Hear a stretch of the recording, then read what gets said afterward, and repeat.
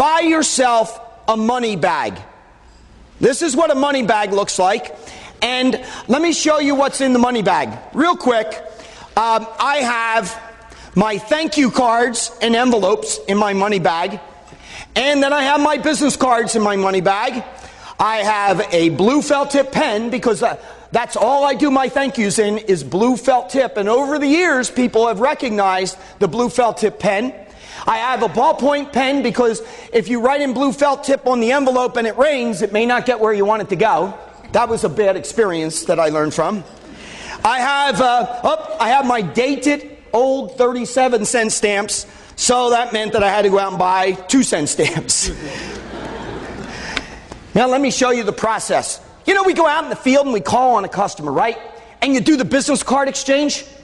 So when I'm doing the business card exchange, after I leave, the first thing that I do is that I go outside into the car and I take out my PDA and I put them into my database and I thank them for the time they gave me and I reconfirm what we agreed we were going to do, who was going to do it, and by what date. Here's a great tip. Never have a sales call end without creating a next action step. Because if you don't create a next action step, the next time you call in the office, you're just starting all over again. So I reconfirm the details, and I send them the email before I left the parking lot. The next thing I do is I take this bag out, and I write them a handwritten note, I stamp it, and put it in the mailbox right there in front of the building, in hopes that it'll be there the next day, because I don't think the competition is going to do that. Now, I got to tell you, I call this a money bag because I've tracked annually over $100,000 of income to just this bag. Watch.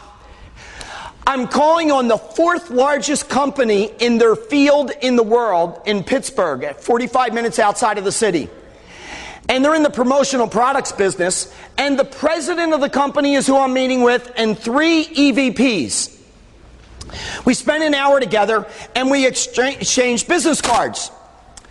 And as soon as I left the building, I went out into the parking lot and I put all 4 people into my database and I sent them each an email. Incidentally, I didn't send an email to 4 people on a distribution. I sent a separate one to each one because the different people had different hot buttons. A little bit more inconvenient, but the CEO wasn't as interested in some of the things that the sales manager was interested in. So I quickly sent them 4 emails. Then I took my money bag out and I wrote them a handwritten note.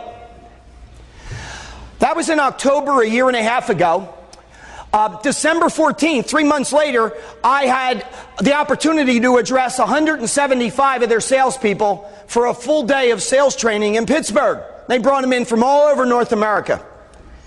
The CEO of the company got up and he had an introductory kind of thing that he could read.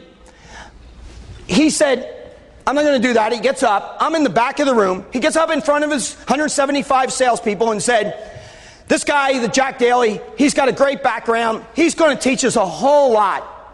But I want to tell you a story. We met him 3 months ago. He came into our office and met with the 4 of us. We spent an hour and we exchanged business cards. And then he left, and I went back to work, and I'm sitting at my desk. And the computer on my desk did one of those little chimes, you know, you got an email that just arrived. So I glanced over, and I went, it's an email from Jack Daly. That guy's still got to be in the building. And so he got up out of his chair and he went next door to the VP of sales and he said, did you get an email from Jack Daly? And he said, I don't know, I haven't looked at my computer. He said, turn it on, I want to see. He said, look, you got one too. He still has to be here. We all got them. They were all different.